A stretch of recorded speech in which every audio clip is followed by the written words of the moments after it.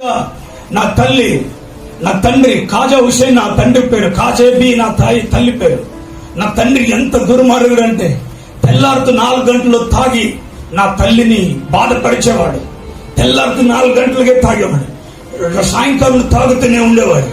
12 గంటలు మత్తులోనే ఉండేవాడు. మరలా తెల్లారగట్లే 4 గంటలు మేలుకోగానే మళ్ళా బాటిల్ ఎత్తేసేవాడు. సారాయి తాగేవాడు.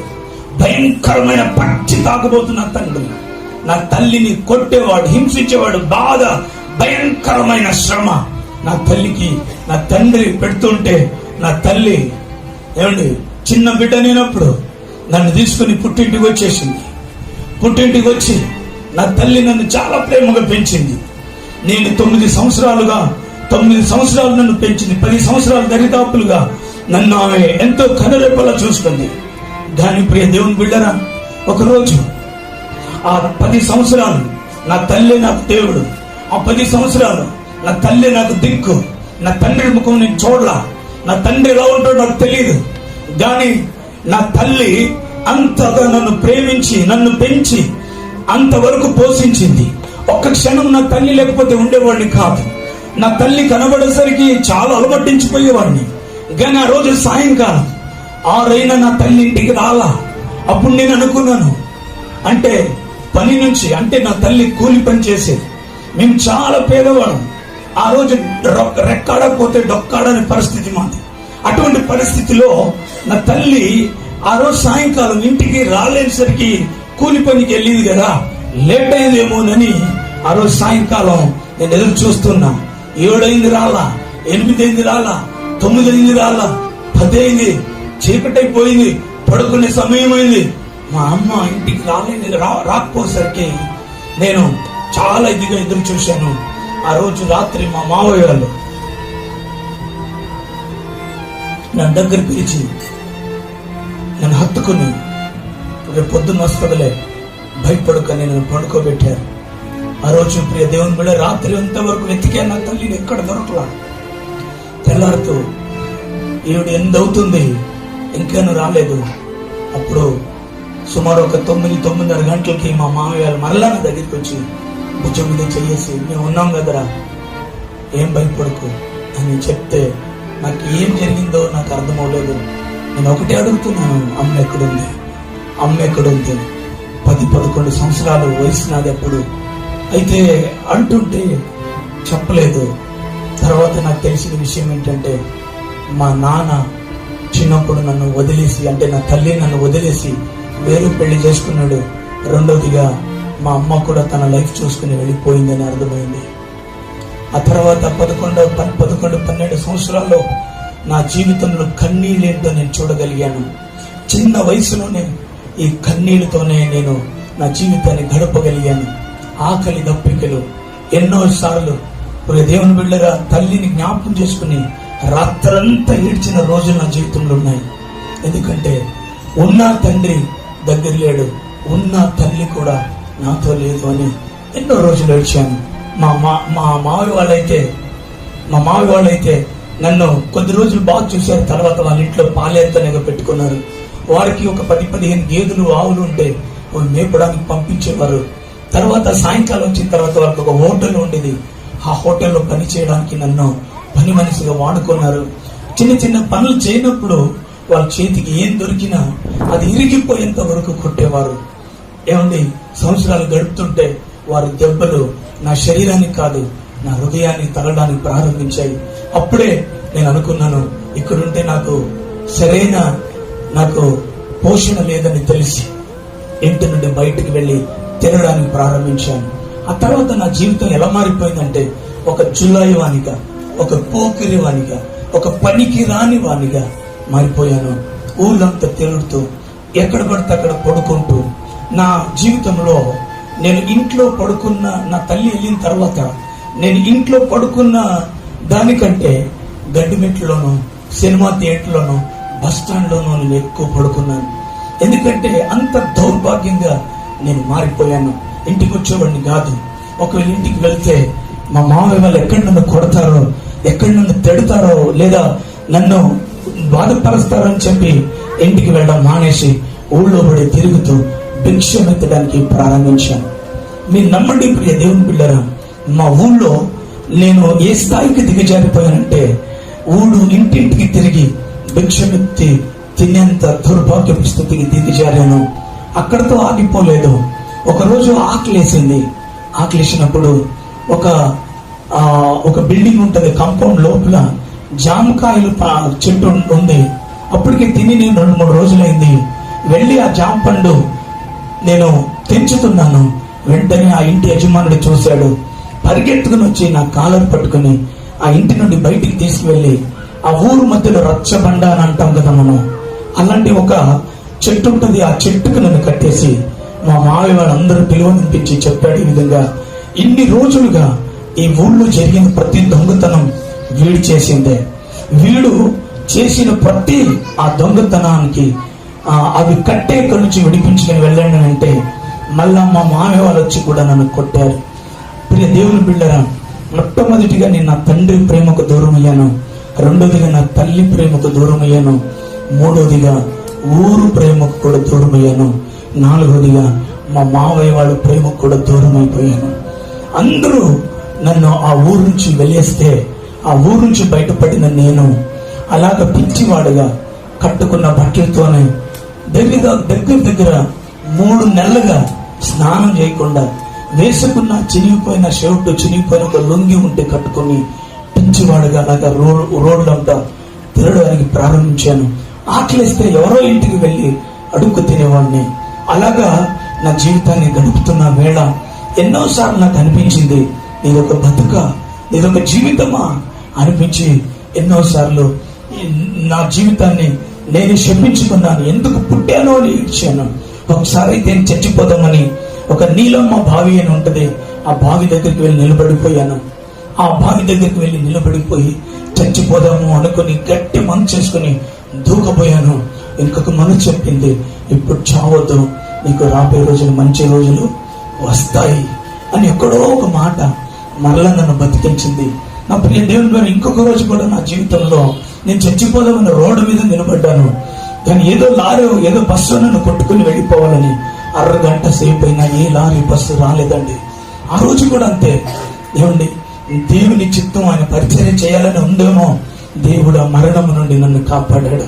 నా ప్రియ దేవుని బిడ్డరా, నా జీవితం ఎంత దౌర్భాగ్యంగా మారిందంటే, నేను ఒక మానసిక వ్యాధిగా మారిపోయి, మీరు చూసి ఉంటారు పిచ్చేవాళ్ళు తలంతా నెరవేసుకొని చినిగిపోయిన బట్టలు తిరిగే వాళ్ళు చూస్తారు. అదే సేమ్ టు సేమ్ నేను కూడా మారిపోయాను. దగ్గర 200 కిలోమీటర్ మా ఊరు రాయచూరు డిస్టిక్ లో సిరవార్ అనే గ్రామం నుండి కంప్లీ వరకు నడుచుకుని వెళ్ళాను. అక్కడ ఆ కంప్లీ అనే ఒక ఊళ్ళో ఒక కొండ ఉంటుందండి. ఆ కొండలో 3 నెలలు ఉండిపోయాను. అయితే ఆ కొండ దిగి వచ్చి ఎవరైనా భోజనం పెడితే తినేసి మళ్ళీ వెళ్ళిపోయి అక్కడే పడుకునేవాడిని. దేవుని బిడ్డ ఎంత దారుణంగా మారిపోయిందంటే, ఆకలేసినప్పుడు ఒకవేళ ఎవరైనా అన్నం పెట్టకపోతే రోడ్డు మీద పడిపోయిన మంత్రించి వేసిన కొబ్బరికాయలు కొట్టుకొని కుళ్ళిపోయిన అరటి పండు తిని నీళ్లు తాగి బతికేవాడిని. ఇలాగా నా జీవితం ఒక శాపకరంగా మారిపోయింది. మరలా తిరిగి మా ఊరికి నేను నడుచుకుంటే 3 నెలల తర్వాత ఇంటికి వచ్చా. ప్రియ దేవుని దరిదాపు 1 సంవత్సరం పాటు పిచ్చివాడిగా నేను తిరిగాను. ఇలాంటి జీవితం ఉన్న నన్ను ఒకరోజు మా మావిలో గుర్తించి ఇంటికి తీసుకొచ్చి నాకు మళ్ళా కటింగ్ చేపించి వేరే బట్టలు తొడిగించి మరలా వాళ్ళు ఏమి అన్నారంటే, ఇప్పటి నుంచి బాగుండు, ఇదిగో ఈ గేదెలు మీ పని మరలా పని అప్పగిస్తే, ఆ మధ్య కాలంలో అంటే నా సాక్ష్యం దగ్గర 1 గంట సేపు ఉంటుందండి. నేను మీకు కుదించి చెప్తున్నాను అనమాట. అయితే ఆ తర్వాత మా మావి వాళ్ళు ఇంట్లో ఉంచిన తర్వాత నేను ఇక్కడే ఉండు, ఇవి పని చేసుకో బతుకుమని చెప్తే నా మనసు కుదురలేదు, నాకు నెమ్మది లేదు. ఎందుకంటే నన్ను పట్టిన దురాత్మలు, నన్ను పట్టిన భయంకరమైన ఆలోచనలు నిమ్మలంగా ఉంచేవి కాదు, అక్కడ ఒక చోట ఉంచేవి కాదు.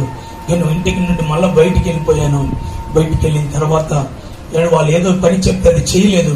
నాకు తెలుసు ఇప్పుడు ఇంటికి వెళ్తే ఈసారి మా మావయ్య వాళ్ళు నన్ను ఉంచరు, చంపేస్తారు అనే భయంతో ఆ రోజు ఇంటికి రావడానికి 1 రోజు మానేను, 2 రోజులు మానేను, 3 రోజులైంది. నేను నమ్ముడి ప్రియ దేవుని బిడ్డగా నేను చాలా ఆకలిగా ఉన్నాను. ఆకలేస్తుంది, ఇంటికి వెళ్ళండి భయం.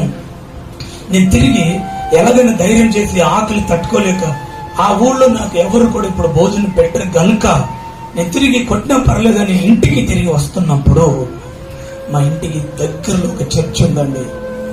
ఆ చర్చ్ దగ్గరికి వచ్చాను. ఇంటికి వెళ్ళడానికి భయం వేసింది.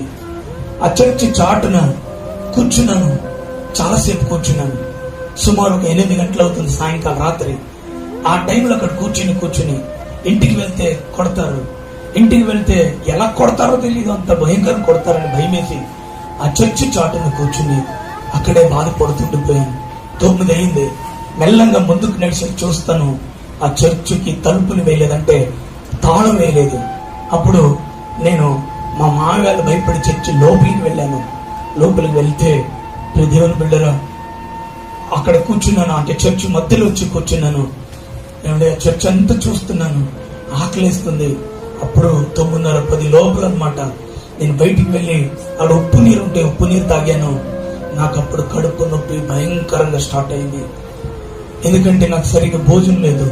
అప్పుడు తాగింది ఉప్పు నీళ్ళు ఒకటి. కడుపు నొప్పి స్టార్ట్ అయింది. లోపలికి వచ్చాను. ఆ నేల మీద పడ్డాను. నేల మీద పడి కడుపు పట్టుకుని గట్టిగా ఏడుస్తున్నాను. నా కళ్ళల్లో నీళ్లు దారుగా కారుతున్నాయి. ఏం చేయాలో తెలియక అలాగే కడుపు పట్టుకుని ఏమండి నేల మీద పడి అటు ఇటు దొర్లుతున్నాను, ఏడుస్తున్నాను. ఇదేంటి ఎలాగైపోయింది, ఈ నొప్పి తట్టుకోలేకపోతున్నాను కదా అనుకుని అలా పైకెత్తి ఒక్కసారి ఆ బలిపీఠం వైపు వెనక నుంచి చూశానండి. శిలువ కనబడింది. అంటే మామూలుగా ఆ గోడ మీద వేసిన శిలువ కనబడింది. అలా చూస్తూ మళ్ళా వెనక్కి చూశాను. ఆ శిలువ చూడగానే నాకు అనిపించింది, ఈయన కూడా దేవుడే అనే కొలుస్తారు కదా, ఈయన కూడా దేవుడే అంటారు కదా, నీవు దేవుడే అయితే యేసయ్యా నాకు ఆకలేస్తుంది, కడుపు నొప్పి వస్తుంది, భోజనం పెట్టవా అన్నానండి. భోజనం పెట్టవా అని ఏడుస్తున్నాను. అదే బాధలో ఆ ప్రభుని అలా ప్రార్థించాను. వెంటనేనండి సుమారు 11 గంటలు అవుతుందేమో. ఆ టైంలో ఆ చర్చ్ వేసిన తలుపుల శబ్దం తట్టబడింది. వెంటనే వెళ్ళి ఆ చర్చ్ తలుపు తెరిచి చూస్తాను. మా అమ్మమ్మ ప్లేట్లో భోజనం పట్టుకుని నిలబడింది. నేను అక్కడ ఉన్నానని నిజంగా మా అమ్మమ్మ తెలియదు. నేను తలుపు తెరిచి చూడగానే మా అమ్మమ్మ తిను అని చెప్పి వెళ్ళిపోయింది. ఆ కంగారులో నేను తిని ఆ రాత్రి మళ్ళీ అదే ఉప్పు నేను తాగి పడుకున్నాను. కడుపు నొప్పి తగ్గింది, కడుపు నిండింది. ఆ రోజు శనివారం రాత్రి. అది మరుసటి రోజు ఉదయం 5 గంటలకి మరలా తలుపు తట్టబడింది. చూస్తాను పాస్టర్ గారు వచ్చారని చెప్పేసి మళ్ళా చర్చి నుండి బయటికి వెళ్ళిపోయి ఆ పక్కన గడ్డి మెట్లు ఉంటే ఆ గడ్డి మెట్లు వెళ్ళి పడుకున్నాను. నా చీకట్లో ఆ గడ్డి మెట్లు వెళ్ళి పడుకుంటే ఆ రోజు ఆదివారం. అప్పుడు 9 గంటలకెల్లా ప్రజలు రావడానికి ప్రారంభించారు. 10 అవుతుంది. చర్చ్ అంతా నిండిపోయింది. పాటలు ప్రారంభించారు. ఆ గడ్డి మెట్లోనే ఉండిపోయాను. నాకు అనిపించింది, రాత్రి దేవుడు ప్రార్థన విన్నాడు కదా, ఇప్పుడు వెళ్ళి మరలా ప్రార్థన చేసుకుందాం, లేదా వాళ్ళు ఏం చేస్తారో చూద్దాం. నాకు అనుభవం లేదు. అయినా వచ్చి ఆ గుమ్మం దగ్గర నిలబడ్డాను. ఎవరు అన్నారు, లోపలికి పిలిచారు కూర్చోమని. ఏమండి ఆ గోడ చివర కూర్చున్నాను. నా వస్త్రధారణ సరిలేదు. మాసిపోయిన వస్త్రాలతో, మాసిపోయిన తలతో ఉన్నాను. నేను చూడటానికి వికారంగా ఉన్నాను. ఎక్కడో గోడ దగ్గర కూర్చున్నాను. పాటలైంది, ఆరాధన అయింది, వాక్య భాగానికి వెళ్ళారు. దైవజనులు నిలబడి యెషయా గ్రంథం 49వ అధ్యాయం 15వ వచనం ఆ రోజు వాక్యాన్ని వివరిస్తున్నారు. చూడండి, ఆ మాట ఒకసారి చదవండి. యెషయా గ్రంథం 49వ అధ్యాయం 15వ వచనం. యెషయా గ్రంథం 49వ అధ్యాయం 15వ వచనం. స్త్రీ తన గర్భమును పుట్టిన బిడ్డను కరుణింపకుండా తన చెంటి పిల్లను మరుచున వారైనా మరుచుదురు గాని నేను నిన్ను మరువను. ఈ మాట ఒక్కసారి నా హృదయంలో తోసుకుని వెళ్ళిపోయిందండి. అంటే నా గుండె బద్దలైపోయిందండి. ఒక్కసారి దేవుని ప్రేమ నాకు అర్థమవడానికి ప్రారంభించింది. యేసయ్య ప్రేమ నాకు అర్థమవడానికి ప్రారంభించింది. నా తండ్రి ప్రేమ నాకు దొరకలేదు, నా తల్లి ప్రేమ నాకు దొరకలేదు, నా బంధువుల ప్రేమ నాకు దొరకలేదు, నా ఊరిలో ప్రేమను నేను పోగొట్టుకున్నాను. ఇప్పుడు దైవజనుడి ద్వారా వాక్యం ప్రత్యక్షం అవుతుంది. నీ తల్లి నిన్ను ప్రేమించకపోయినా ఇదిగో తన చెంటి బిడ్డను వారైనా మరుతురుగా నేను మరవను. నీ కొరకు ప్రాణం ఇచ్చాను, నీ కొరకు సిలువలో నా రక్తాన్ని కార్చాను అని మాట్లాడుతుంటే నా హృదయం ఒక్కసారి బద్దలైపోయింది, గుండె చెరువైపోయింది. నా కళ్ళల్లో నీళ్లు ధారగా రావడానికి ప్రారంభించాను. అనుకోకుండా దుఃఖం పొంగుకుని వచ్చింది. ప్రభువా, నీవెవరయ్యా? నీవెవరు? నా గురించి చనిపోయావా? నా గురించి ప్రాణం ఇచ్చావా? నా గురించి రక్తం కార్చావా?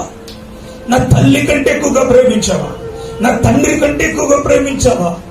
యేసయ్యా, ఈ ప్రేమే నాకు కావాలయ్యా, ఈ ప్రేమే నాకు కావాలి ప్రభువా అని నా నోట్లో మాటలు రావడానికి ప్రారంభించాడు. ప్రియ దేవుని బిడ్డరా, ఒక్క మాట మాట్లాడుతుంటే ఆ హృదయంలో ఎక్కడ లేని ఆనందం, ఎక్కడ లేని సమాధానం నన్ను ఆవరించడానికి ప్రారంభించేయండి. ఆ రోజు దేవుని మాట యొక్క శక్తి గ్రహించగలిగాను.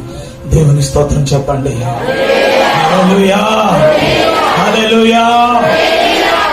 ఆ రోజు ఆ మాట నా బ్రతుకును మార్చేసింది. నా ప్రియ దేవుని బిడ్డగా, ఎస్, నిజం, యేసు ప్రభు అదే ఈ రోజు లోక రక్షకుడై ఉన్నాడు. ఈ రోజు నేను ప్రకటిస్తున్న యేసు మాత్రం యుగ యుగములకు సజీవుడు. ఆయనే నిజమైన దేవుడు అనడానికి, ఆయన ప్రేమ భూమి మీద ఉన్నతమైనది అనడానికి నేను నిలబెట్టు నిదర్శనం, నేను సాక్ష్యమండి. ఒక భిక్షమెత్తుకుని ఒక భిక్షగాడుగా, ఒక పిచ్చివాడుగా తిరుగుతున్న నన్ను ఆయన ప్రేమ నన్ను మార్చి ఈ రోజు మీ ముందు సాక్షిగా నిలబెట్టింది. ఇది యేసయ్య ప్రేమ అంటే. ఆయన ప్రేమ అద్భుతమైన ప్రేమ. భూమి మీద ఓ తల్లిలో గాని, ఓ తండ్రిలో గాని, అన్నదమ్ములో గాని ఎవరిలో లేని ప్రేమ. నా ప్రియ దేవుని బిడ్డరా, ఆ ప్రేమ ఆ రోజు నన్ను మార్చేసిందండి. కుమారుడా, నీ కొరకు నేను రక్తం కార్చాను, నీ కొరకు చనిపోయాను, నీ కొరకే బ్రతికాను. ఈ రోజు నిన్ను ఈ విధంగా బ్రతికించానంటే నా ప్రేమే అని మాట్లాడుతుంటే ఒక్కసారి నా కళ్ళు తెరుచుకొని గట్టిగా ఏడడానికి ప్రారంభించాను. యేసయ్యా, ఈ ప్రేమే నాకు కావాలయ్యా. యేసయ్యా, నన్ను వదలొద్దయ్యా అని ఏడుస్తుంటే అందరూ నా వైపు చూస్తున్నారు. ప్రసంగం చేస్తున్న పాస్టర్ గారు దిగి వచ్చి నా నెత్తి మీద చేయబెట్టి ప్రార్థన చేస్తుంటే ఎన్ని దురాత్మలు నా నుండి వెళ్ళిపోయాయో. అప్పటి వరకు చావరా చావరా చావరా అంటున్న సాతాను ఆత్మలన్నీ నన్ను వదిలి వెళ్ళిపోతూ ఉండడం నేను గ్రహించాను. ఒక సమాధానం నన్ను ఆవరించింది. ఆ రోజే నేను యేసు ప్రభుకి నా జీవితాన్ని అప్పగించేసాను. ఆ రోజు నా యేసయ్య నా చేయి పట్టుకున్నాడండి. ఇప్పటి వరకు ఆయన వదలలేదండి. ఇక ముందు కూడా ఆయన నన్ను వదలను. ఎందుకంటే ఆయన ప్రేమ నా నరాల్లో చొచ్చుకుపోయింది. ఈరోజు నన్ను నడిపిస్తుందంటే ఆ ప్రేమేనండి. ఆ ప్రేమ అద్భుతమైన ప్రేమ. ఈరోజు నీ ప్రాణం కంటే నీ కొడుకు, కూతురు, పిల్లలు, భర్త, భార్య ప్రేమిస్తుండొచ్చు, కానీ అవన్నీ ఒట్టి ప్రేమే. ఒట్టి ప్రేమని ఎలా చెప్పగలరు పార్టీ గారు అనొచ్చు. ఆ ప్రేమ కాటిదాకే, ఆ ప్రేమ కాటిదాకే. ఎంత ప్రేమించినే అది ప్రేమ సమాధి వరకే. కానీ నా యేసయ్య ప్రేమ యుగ సమాప్తి వరకు, యుగ సమాప్తి వరకు, యుగ సమాప్తి వరకే కాదు, నిత్య నిత్య నిత్య నిత్య నిత్యం ఆయన ప్రేమ నా మీద, మీ మీద ఉంటుంది. అటువంటి యేసయ్యని మనం ఆరాధిస్తున్నాము, అటువంటి యేసయ్య నమ్ముకున్నాం.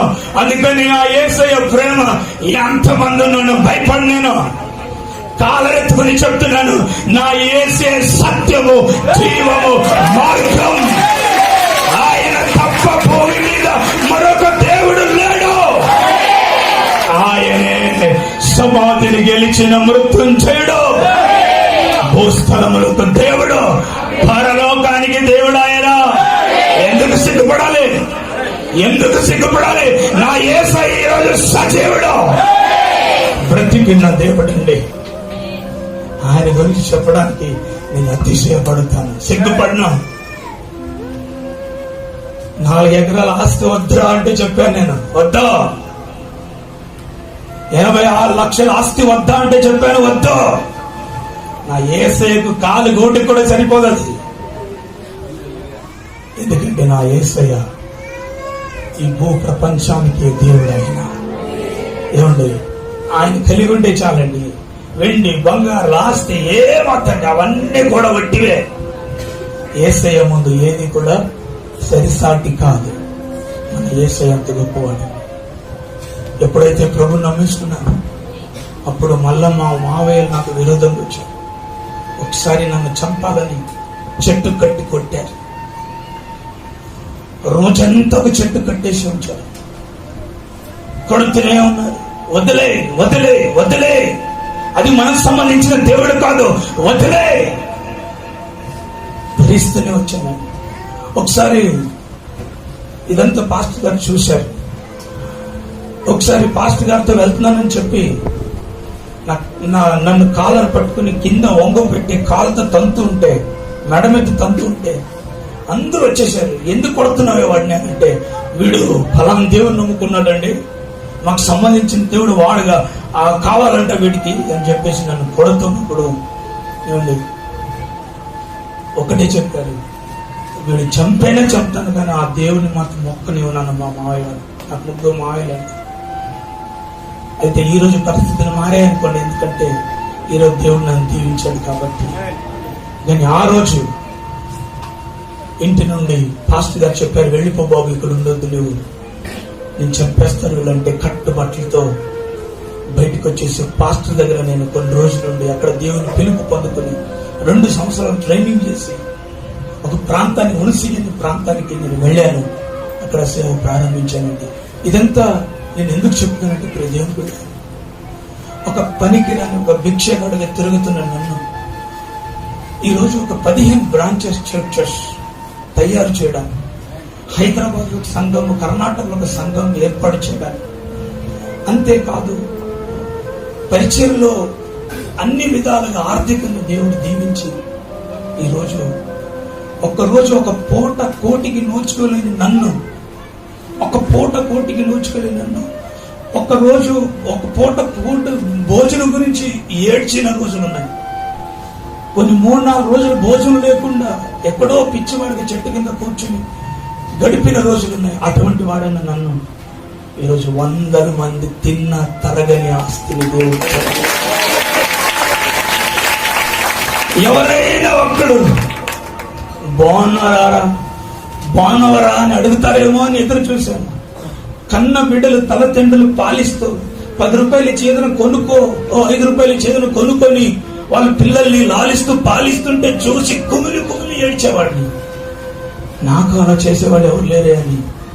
కానీ ఈరోజు ఈ 2 సంఘాల్లో అటువంటి 100 మంది తల్లుల్ని దేవుడు నాకు ఇచ్చాడు. 100 మంది తండ్రిని దేవుడు నాకు ఇచ్చేసాడు. అప్పుడు దేవుని బిడ్డలు, ఇదంతా కూడా నా గొప్పతనం అయితే, నా టాలెంట్, తలంత అయితే ఏమీ లేదండి. ఇది దేవుని అత్యధికమైన ప్రేమ అండి, ఆయన కృప అండి, ఆయన కృప. ఒక పెంట మీద పడి బతుకుతున్న నన్ను లేవనెత్తి ఈరోజు ఇక్కడ నిలబెట్టాడంటే, ఈరోజు మీ జీవితాన్ని కూడా ఇంతకంటే ఎక్కువగా దేవుడు దీవించగలడు. హల్లెలూయా. మీ జీవితాన్ని ఇంకా అద్భుతంగా దేవుడు తీర్చిదిద్ది ఉన్నతమైన స్థానంలో నిలబెట్టగలడు.